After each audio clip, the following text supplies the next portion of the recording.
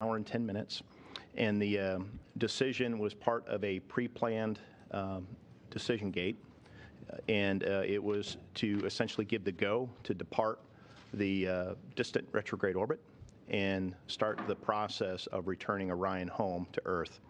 And all of our mission management team members polled go for returning Orion back to the Earth. If we could pull up the Artemis 1 mission map, I'll just show where we are relative to our overall mission profile and decision gates.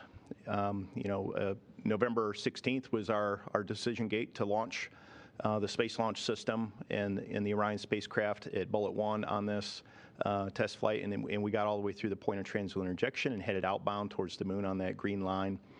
We've completed that green line and have entered the distant retrograde orbit as part of the two maneuver sequence, bullets 9 and 10, the outbound powered flyby and the distant retrograde insertion.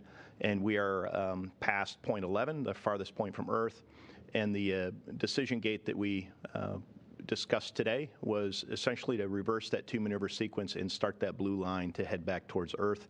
And our operations team has the go to execute that two maneuver sequence, bullets 12 and 13, the distant retrograde departure, which is scheduled as part of a planned maneuver on December the 1st in the afternoon, and then followed by the return powered flyby, which is bullet 13, scheduled on December the 5th in the morning.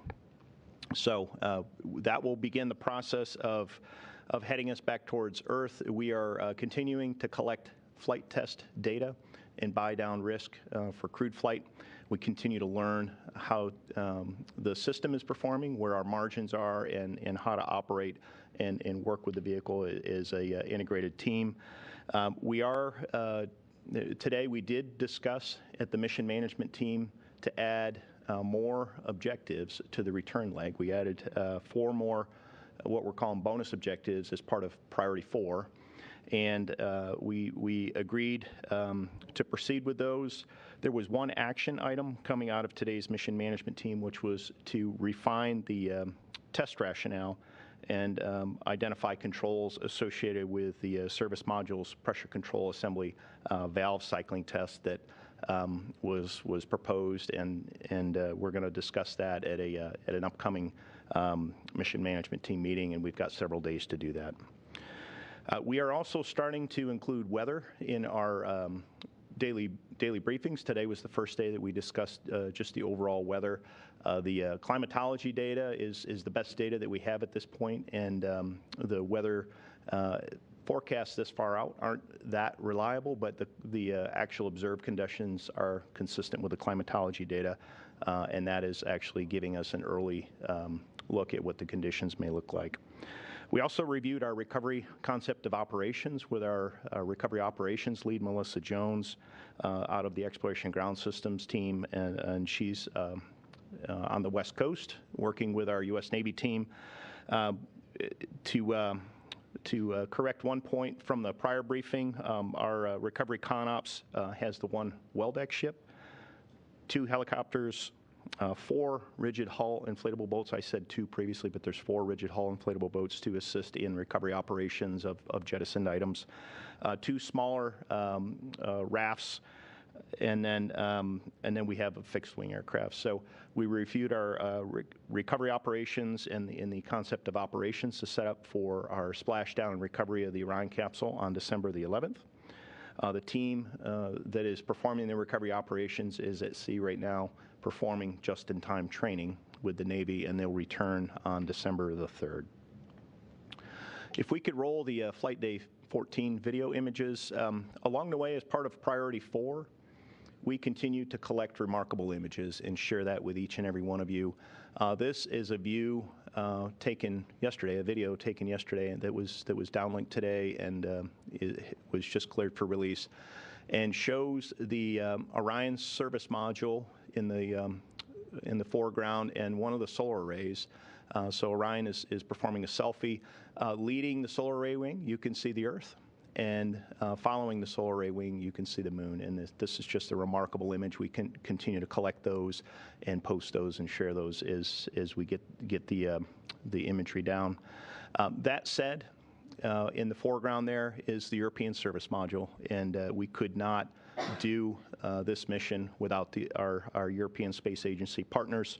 I myself was the lead flight director for the launch and delivery of the Columbus module to the International Space Station in 2008. And in the course of flying Space Shuttle Atlantis on that 12-day mission, we honored one of our partnership commitments to the European Space Agency and delivered the Columbus module. And that has been an active part of the International Space Station complex since February of 2008.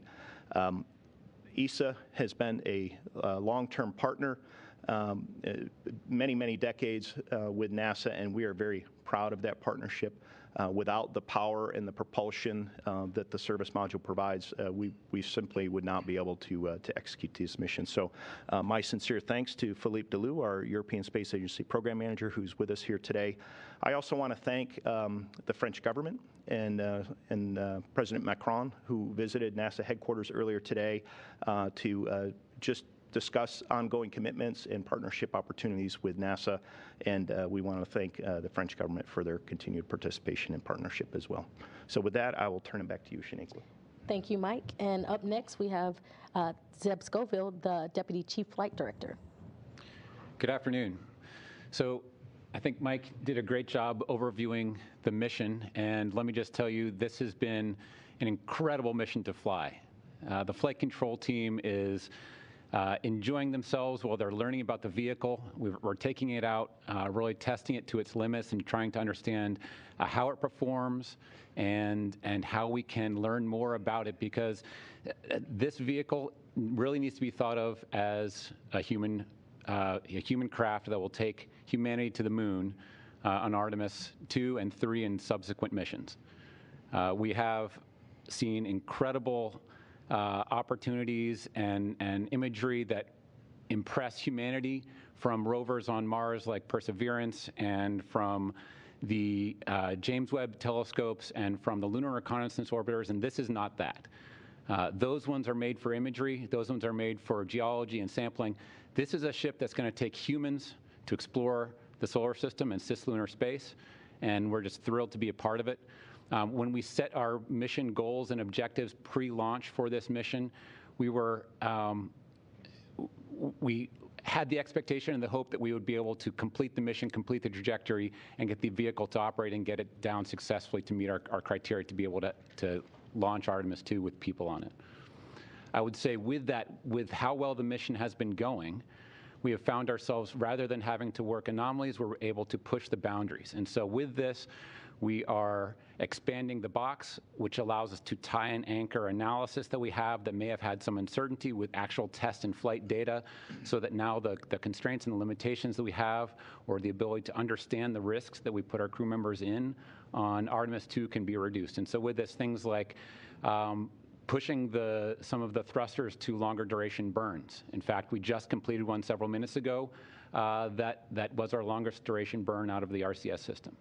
We're using attitudes of the vehicle to get different thermal properties on the vehicle, and all of that is telling us about the performance of the thermal systems, about the camera systems, the navigation systems, again, so we can know how is this going to work. If we have problems when the crew is there, how can we rely on the rest of the systems on the vehicle to take capability that may have been beyond what we considered our certification box going into Artemis 1. And so that is all in the name of getting us in the best posture for humans to go back. A little bit about the upcoming maneuvers that Mike talked about. We have the distant retrograde departure burn. That is going to be tomorrow afternoon, Thursday at 3:55 p.m. That's a 1 and 45-second burn, and that basically takes us out of the distant retrograde orbit and brings us on a close trajectory to the moon. As we swing by the moon, we're going to do a return-powered flyby. This will actually be the longest burn out of the OMS engine that we have. This is going to be a 3 and 27-second burn. And actually, throughout this mission, we've sort of been flying in a Earth-Moon plane. This maneuver is actually going to bring us out of plane down lower across the lower section of the moon, which then has us bring and dip up as we re-enter into the Pacific from on a south to north trajectory is generally how that arc is going to work. As we fly by the moon, the lighting will be a little bit different from what we saw with the outbound power flyby. The imagery that we saw on that day was absolutely gobsmacking, and I was just taking pictures all day and looking up in awe at what we saw. And so let me talk a little bit about what we're going to see this time. As we come in here, you can see the trajectory coming in from the left of the screen, and the face of the moon that faces Earth is what we will see lit up. So we'll see familiar features, the man on the moon perhaps, and more specifically the craters and lava beds in the Mare that we went and explored during the Apollo program. However, as you can see in this graphic, the part of the trajectory that is over those specific sites will be pretty far away from the moon. It's actually about 6,000 miles above the surface when we will be passing over some of those Apollo sites. We will then dip behind the moon, and that's where we'll have our closest approach. That closest approach will have a loss of signal again of about 40 minutes. And that will be as Orion goes into the eclipse and darkness. Then we'll pop out of the backside and be able to be on a trajectory back towards the west coast of the U.S. off of Los Angeles and coming into the Pacific there. I think that's all I've had. And Chris, I can hand it to you. Okay, thanks, Zeb. Yeah, as Zeb said, we continue to be very pleased with the performance of the Orion spacecraft on the mission so far. So again, with the extra bandwidth the team has, because we're not working any major issues, we've been able to add several additional flight test objectives to the DRO portion of the mission. So we added 7 and just completed the final 2 additional objectives of the distant retrograde orbit. We just completed those 2 with the burn that Zeb mentioned. So for that burn, we did a approximately 100-second burn with the plus X or auxiliary thrusters, because the previous burns had only been about 17 seconds maximum. So by burning a longer period of time, we were able to achieve a thermal equilibrium in the thrusters and then measure the temperatures in that part of the propulsion system to compare that against ground testing, because obviously the space environment is very difficult to replicate in ground testing. So we want to take advantage to the maximum extent possible of the space environment to, again, test out and try out all of our spacecraft systems. As part of that OM3 burn that just occurred, we also looked at radiant heating on the adjacent solar arrays, so we could see, again, verify our thermal models, so we can hopefully reduce some constraints on solar array positioning during burns. One of the other focuses of our additional flight test objectives over the past 24 hours was the expansion of assessing the expansion of our attitude envelope. Normally, Orion flies with the tail to the sun. That's our best thermal attitude. It provides the best power generation for our solar arrays. For Artemis 1, we're flying a very tight 2 by 4 degree box, very tight constraints, again, because this is the first flight. But yesterday, we were able to fly 3 different 5-hour periods in different parts of the broader 20-degree, plus or minus 20-degree design envelope for that tail-to-sun attitude. So again, that'll give us the ability to hopefully expand our operational envelope on future missions, and also to see how our heaters respond in those attitudes. It's probably not the most glamorous part of spaceflight, but heaters and analyzing your thermal performance of your spacecraft is very important, because as you can imagine, you don't want any valves to seize up in the cold of space, or have propellant lines or water lines freeze and potentially burst. So it's very important that we get good data on the thermal environment in these different attitudes, different orientations of the spacecraft, as well as the heaters tend to be big power hogs. They are one of the biggest impacts to our power usage. So by flying different attitudes, we're better able to analyze what our power usage is and hopefully free up some power for future missions. So we can go ahead and roll the transit time-lapse video. And this was taken on Monday when Orion was the furthest point from the Earth, and you can see the Earth passing behind the moon there. This, again, is a time-lapse video. The reason the Earth and Moon are moving about in the sky is because Orion is not pointed at a constant point in the sky. We're flying that attitude deadband that I talked about. So unlike James Webb and Hubble Space Telescopes, again, we don't point at a precise point in the sky, but in order to save propellant, we allow the spacecraft to move around a bit. So that's one of the additional detailed flight test objectives that we'll be doing again, as part of our return phase of the mission, is looking at different attitude control modes, different digital autopilot settings to try to determine if we can save propellant while we're holding attitude, different deadbands, different control parameters. So these are all things that we're going to do to, again, give us more operational margin on future missions and provide more capability. So before I conclude, I do want to mention I wanted to describe the team from Orion that's supporting the mission. We have engineers from the program that are working in the Mission Evaluation Room, or MIR, in the Mission Control Center. And these are folks from NASA, from our prime contractor, Lockheed Martin, as well as from the European Space Agency. And they all bring a wealth of knowledge. Typically, these are engineers that have years of experience either designing parts of the Orion spacecraft, in some cases building it and checking out and testing the components, writing the software. So again, they bring a wealth of deep knowledge. And during the mission, we support the MIR 24/7, working closely with our flight operations counterparts and assessing the vehicle performance. In many cases, it's comparing how well Orion is performing on orbit. We call them funnies in the data. We'll assess that, look to see if we can determine, is there anything we need to be worried about? Is there anything we need to change in terms of design, assembly, or testing? Or is it just this is the way the hardware is going to work, so it'll influence and give us data, information that we need for the flights going forward. And of course, for a couple of the anomalies that Mike's described over the past few briefings, the MIR has been an essential part working with the flight operations team, again, to assess the anomaly, what impacts they'll have on the mission, and then to go back and look at detailed ground testing to see if we can tease out what's the root cause of some of these anomalies, or in the case of the Star Tracker, for example, we learned that this is actually how the system is going to function in the flight environment. So again, we're learning a lot in the MIR, working with our European colleagues who are an integral part of the MIR.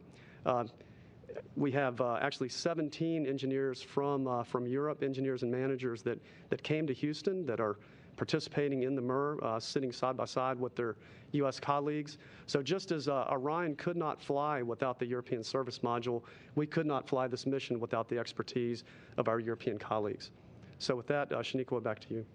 Thank you, Chris. And lastly, we'll hear from Philippe Delou, the European Service Module Program Manager from ESA. Thank you.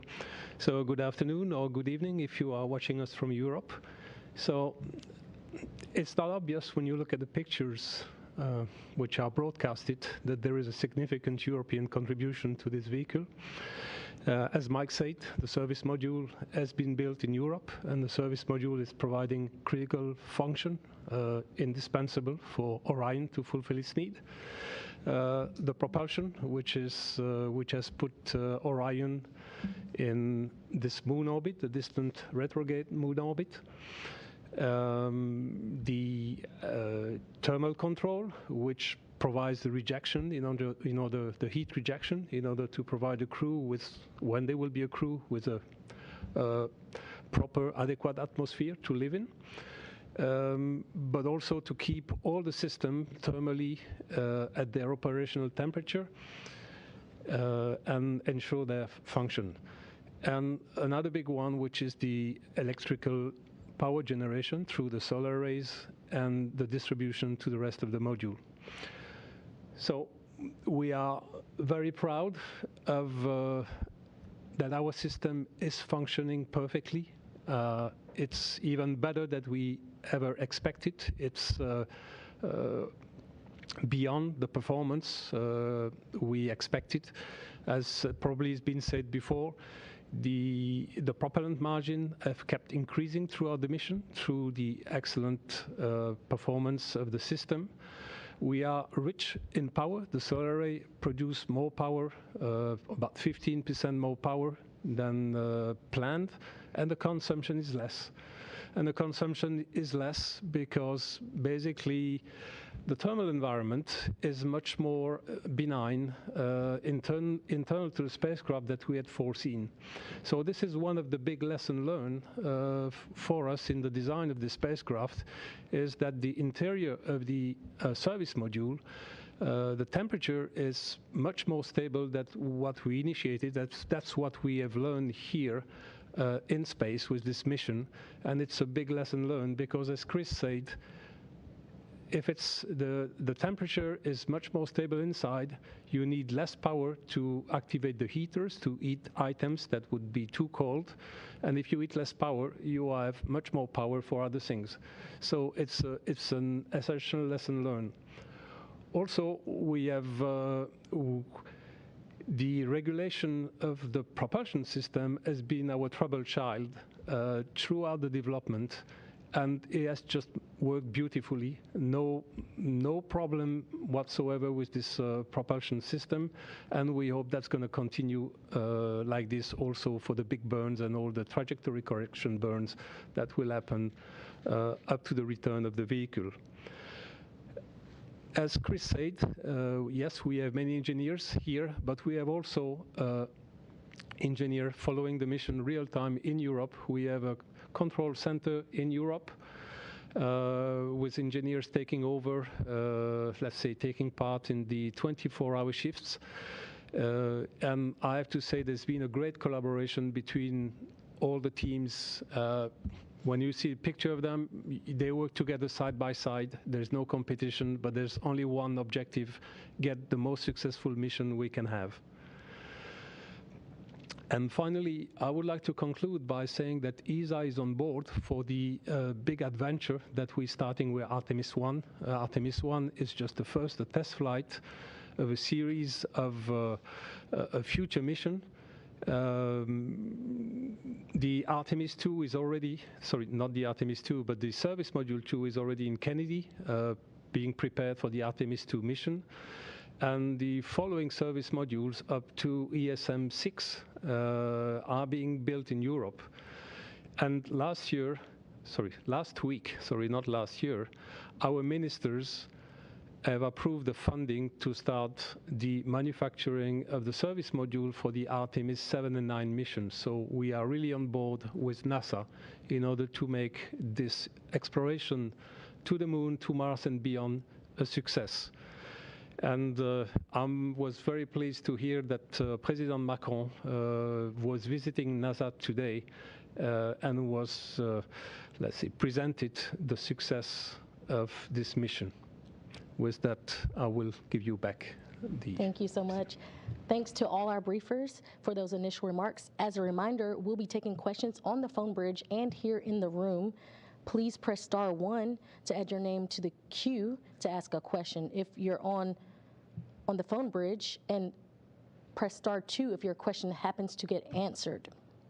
Once your name is called, please state your name, affiliation, and to whom you'd like to direct your question.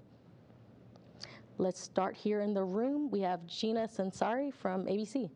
Thank you. Let me start with Philippe. What does this bonus in power mean for future designs? What is the bonus? Well, if you have 15% more power, so 15,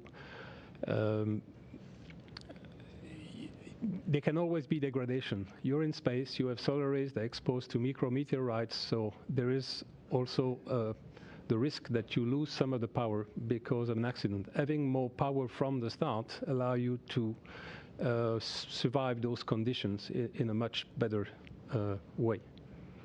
And one for Zeb. When Orion goes on the dark side of the moon and is out of communications, how close is it getting to the surface on that pass by? Yeah, thank you. So the closest approach distance is going to be 79.2 statute miles as it dips down on its return leg to Earth.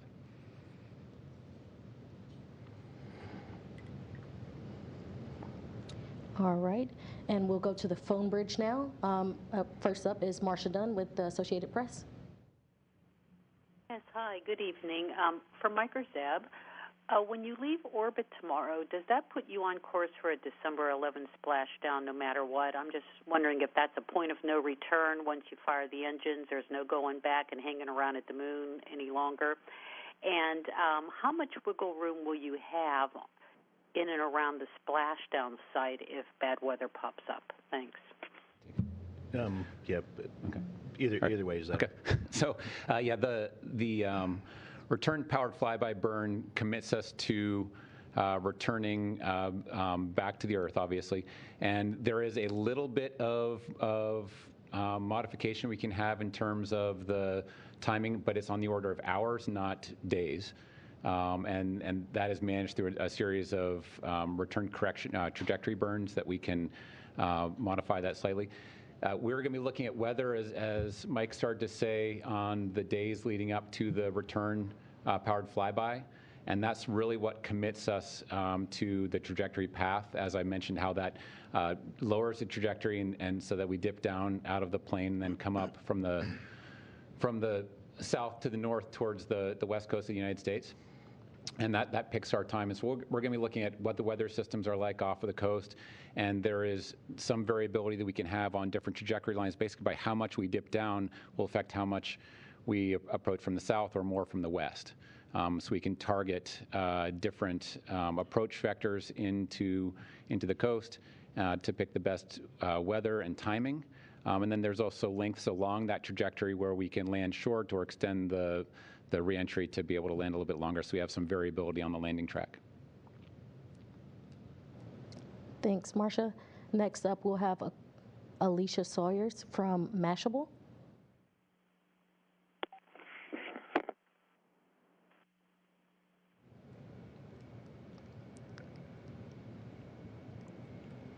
Good. Try to make this sort of simple for me in terms of explaining why that maneuver allows for a more precise way of landing than the previous methods used, for Apollo flights. Hey, Alicia, we lost part of your question. Could you repeat for us?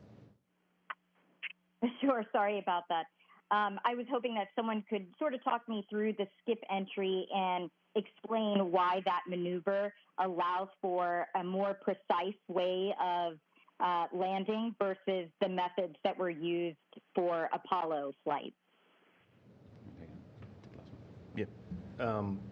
Alicia, thank you for the question, and Zeb can add anything here, but it's not necessarily about precision. It is about the G-forces, the skip reentry that we're performing during the Artemis program using Orion. Actually has a lower G profile because we bleed the energy off through the course of 2 dips into the Earth's atmosphere. The systems today, however, are far more precise than what we flew in the Apollo program. So the precision of the landing simply through the guidance and nav and flight control systems that we have on this vehicle are more precise as a result of that. But the skip reentry profile is not specific to precision. It's specific to the gravitational or deceleration force on the spacecraft. I don't know, Zeb, if you have anything to add on that. Yeah, I think that covers it pretty well. The only thing we can do is affect how much we skip out so that we can have sort of the 2 dips in the atmosphere be spread apart more, or we can bring them closer together, or even come in almost ballistically so that does allow us, as I said, that variability along that ground track to pick our precise landing site. But the driver is really getting some of the G profile and the heating to be as we want on the vehicle for reentry. Yeah, and I'll just add, for a comparison to Apollo was just strictly a direct entry, so pretty much your landing site was set earlier on when you departed the moon, with just only minor ability to adjust that. But the really one of the major advances with Artemis is that again, as Zeb and Mike have described, the spacecraft has the ability to perform a skip entry to steer up and out of the denser part of the atmosphere, glide further downrange or less downrange, so that you can pick the best landing site within that couple thousand miles of downrange steering capability. Thanks, Alicia. Next up, we'll have a question from Jeff Faust, Space News.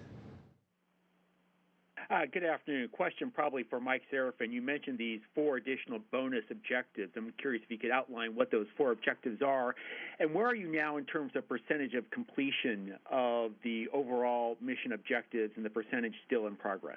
Thanks. Yeah, Jeff, thank you for the question. The additional objectives in all of these are going to occur after we exit the distant retrograde orbit. Let me find my notes here real quick.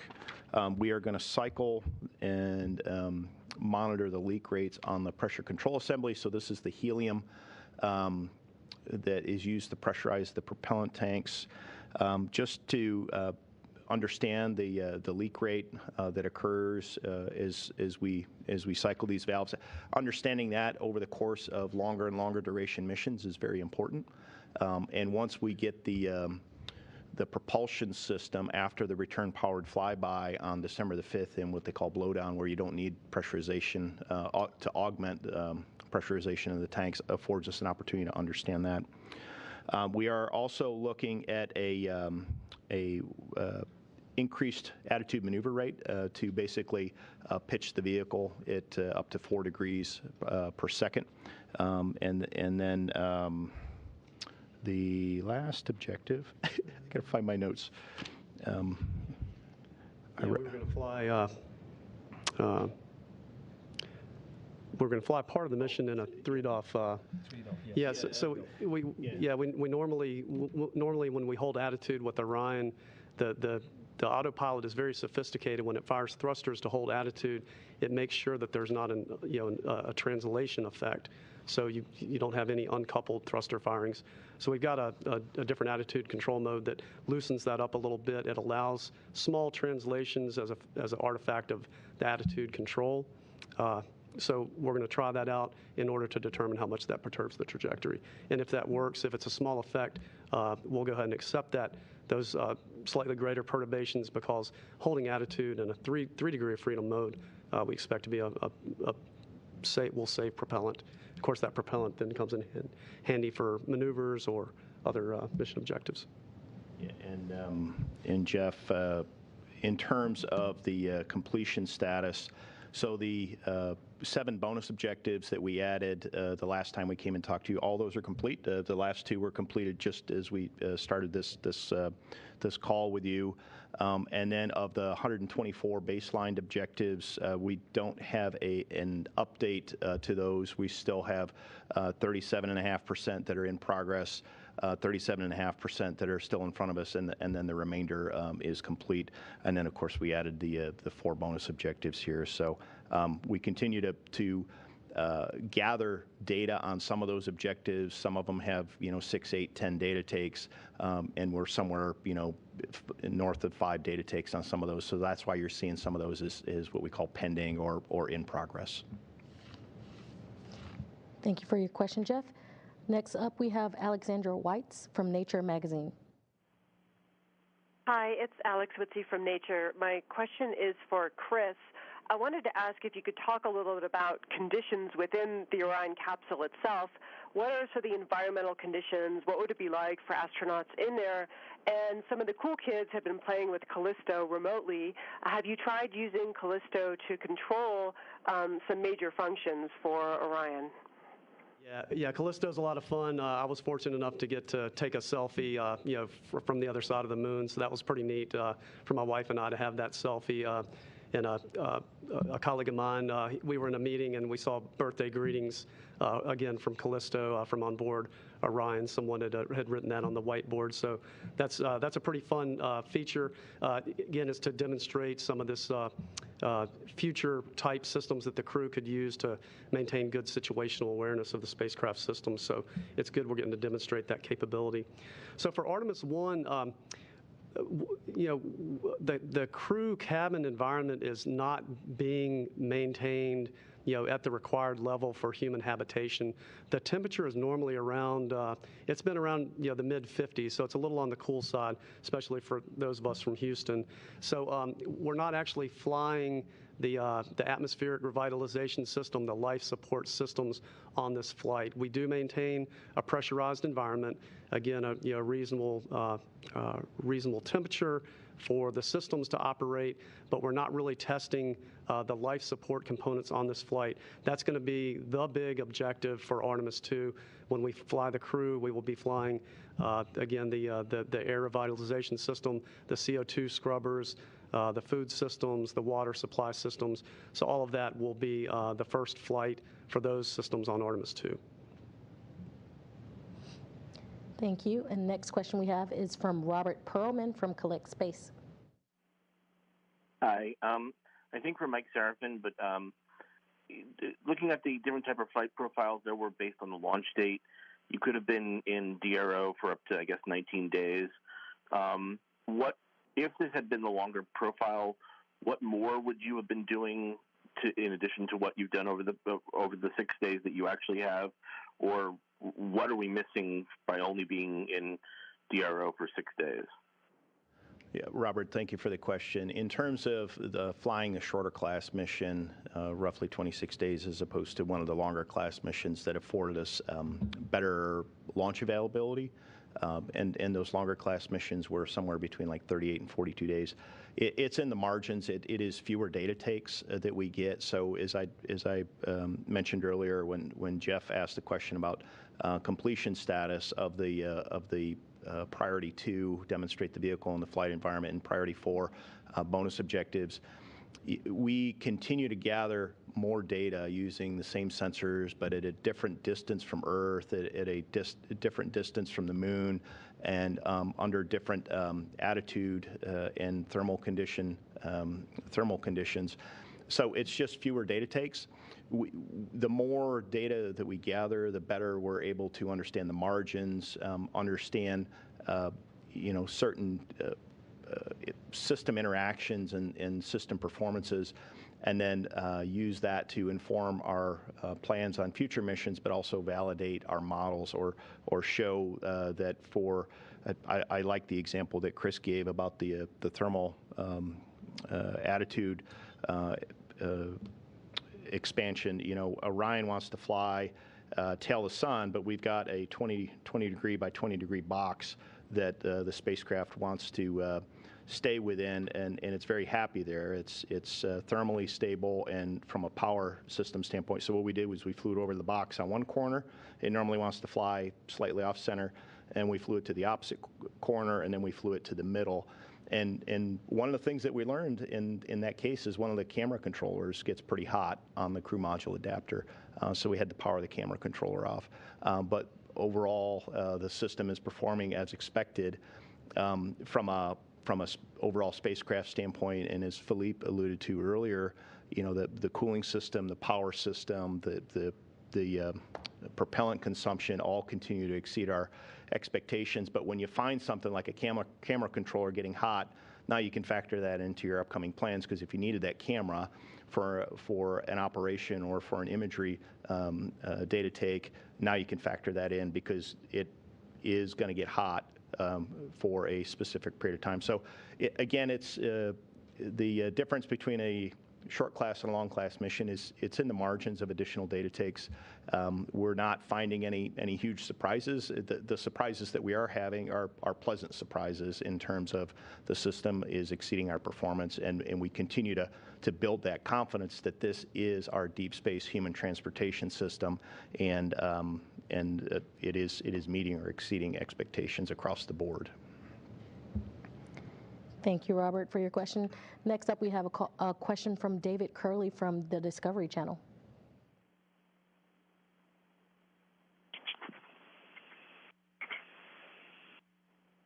Any personality traits to give us a sense, a description of how this spacecraft flies, how it acts?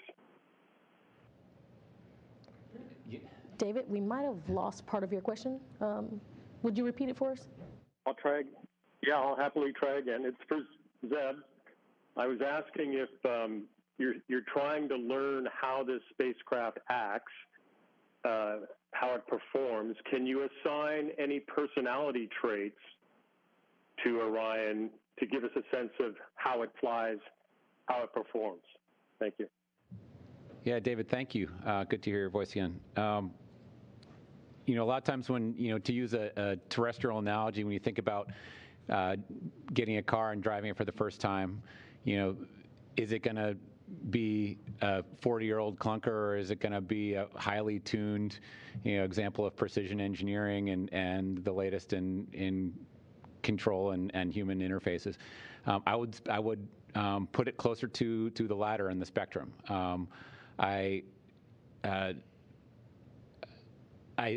We all came into the mission expecting to have challenges, and the team went through a lot of simulations and tests to be ready for the bad days.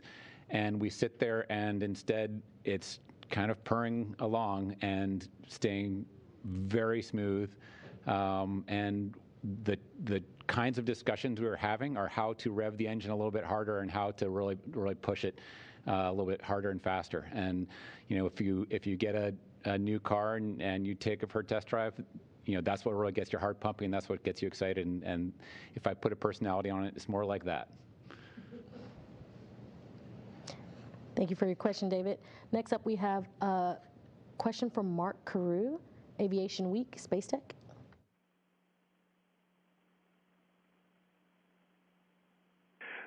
Could you give us the times and the duration for the burns that are planned tomorrow, December the 1st and December the 5th? And also, if you have a projected splashdown time, I realize some of this can change, of course, but I'd like to know what you know now. I got those for you. So the distant retrograde departure burn is going to be Thursday, about 3:55 p.m. Central Time.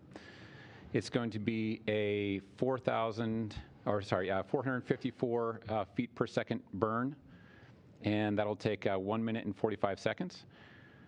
The return-powered flyby will be Monday, about 10 a.m. Central. It'll be the 961 foot per second burn, and that's 3 minutes and 27 seconds. And as I said earlier, that's the longest burn we'll have done on the mission with the OMS engine. And then your last question was for splashdown. That'll be Sunday, December 11th, approximately 11 a.m. As you said, there's going to be some variability as we manage the trajectory corrections and as we look at precision weather. Thank you, Mark. And I think we have another question from Marcia Dunn. Marcia, with the Associated Press, you're ready to go. Yes, hi, probably for Zeb. When you showed the map picture, you showed all 6 Apollo landing sites, and I'm wondering which of those is Orion going to be passing over most directly, albeit 6,000 miles above. And given that distance, I'm going to assume that we're not going to see any footprints, right? I'm joking. No, I mean, will we be able to make out anything whatsoever? Thanks. Yeah, thank you, Marcia. So it's Apollo 12 and 14 landing sites that we're actually going to be flying closest to. As we said, it's a pretty high distance off of the surface as we go by. We are absolutely going to be pointing cameras at that area. But these are essentially a GoPro camera, and as we've said, we're 6,000 miles away. If you can imagine being in Houston and pointing a GoPro in Paris and trying to see a Volkswagen bus there, you're not going to see it. But there are a lot of geological features with craters near those sites, and we will be able to make out large features of the moon that we'll be able to retroactively go back and identify sort of what those were. But there was a lot of optical navigation imagery that I think has gotten out to the public that people may have seen. It'll be that kind of level of resolution is what we're talking about as we go by. And so it'll be more of a tip of the hat and a historical nod to the past as we fly this spaceship to the future and get set to bring humans to the South Pole. Thank you for your question, Marcia. And we do have a few more minutes. If you would like to ask a question or another question, please press *1 on the phone bridge, and we will get you in the queue. And we have one more in the room with Gina Sanseri from ABC. Mike, you didn't talk about any funnies today. Were there any funnies today? Yeah, Gina, I would say the one I don't know that I would call this necessarily a funny. It was a finding from the thermal envelope expansion attitude test that we did was we found that the camera gets hot on the crew module adapter when we fly a specific attitude. In terms of additional funnies, the only other thing that is still out there is we have this on the power system, as we previously discussed, the power conditioning and distribution unit. There's something called a latching current limiter. We did have another occurrence of an uncommanded open event, so we're up to 9 occurrences on that. The anomaly resolution team is still reviewing that. We are working a fault tree to understand what the hardware is telling us. The redundancy and the levels of redundancy that we have on the spacecraft, combined with the fact that every single one of these is no impact or recovering from it, is not really a concern as it pertains to our ability to achieve this mission.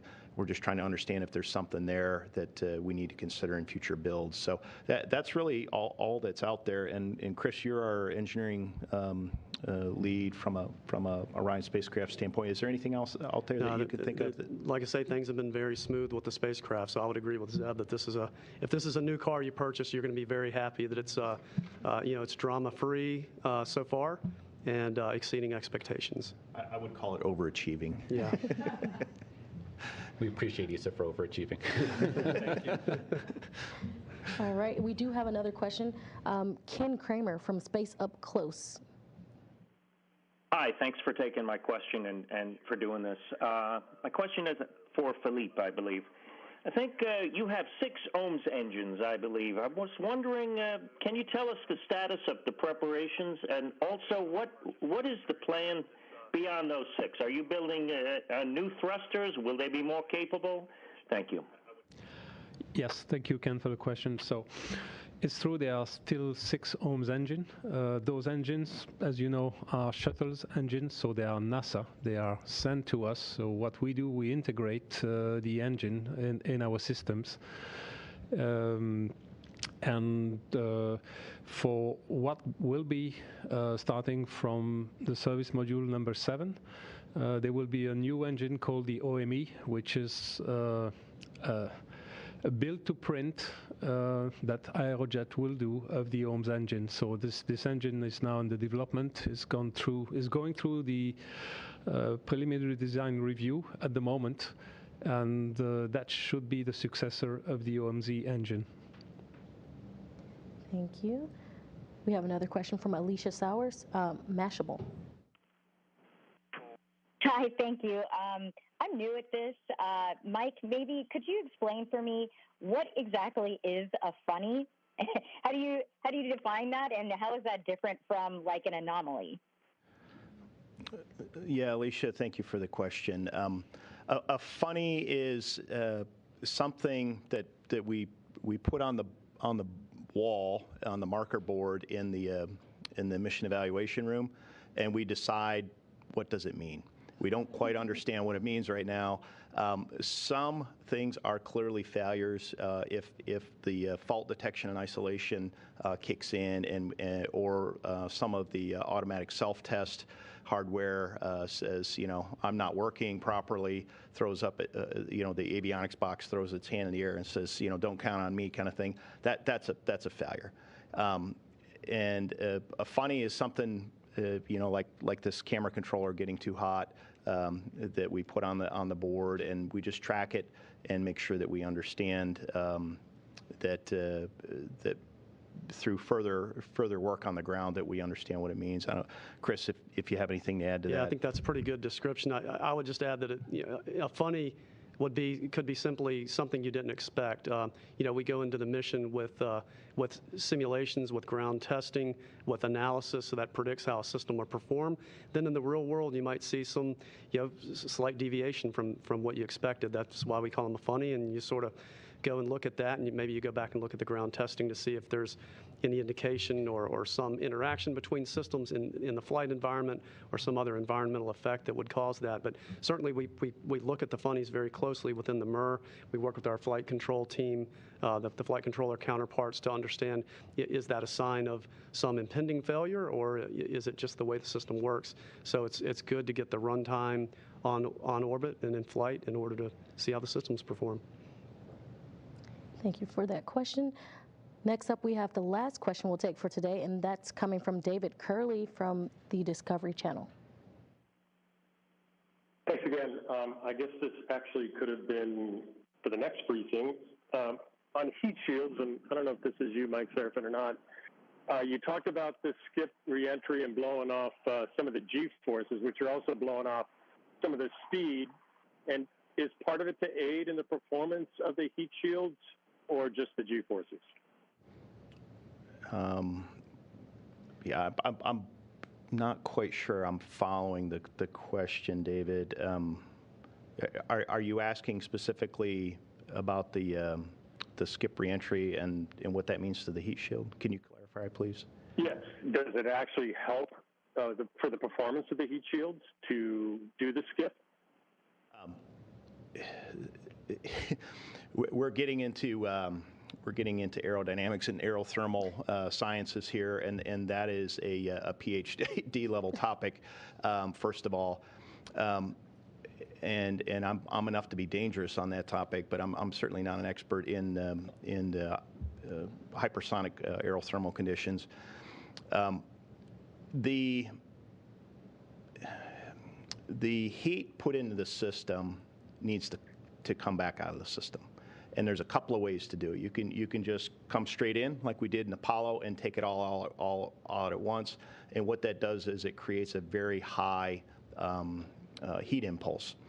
If you come in through a skip reentry, what that does is it spreads that out over a longer period of time so that the heat impulse is not nearly as high. In terms of aerodynamics, it's really the area under the curve. All that heat needs to come out under the curve. It's just a matter of how flat the curve is or whether it peaks. And that's probably the best description that I can give to you on the skip reentry. It is a flatter curve.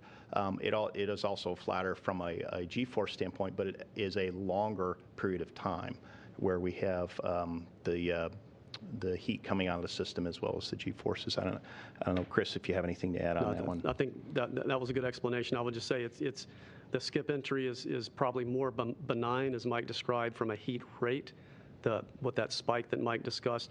But it's a greater heat load, the integrated heat that's building up in the system over time because it's a longer entry. So it's more benign in some ways and more difficult in others. Thank you, and that was our last question for today. Thanks to all who submitted questions, and thanks to today's briefers for taking the time to discuss the DRD burn and the departure from the distant retrograde orbit. We'll be covering the DRD burn tomorrow, live on air. That'll begin around 3:30 p.m. That'll begin at 3:30 p.m. Central Time, 4:30 p.m. Eastern Time, with a burn targeted at 3:54 p.m. Central Time, 4:54 p.m. Eastern Time. And be sure to follow along with our daily blog posts as Orion continues its journey to the moon and beyond at blogs.nasa.gov/Artemis. Thanks again for joining us. That will wrap up today's briefing.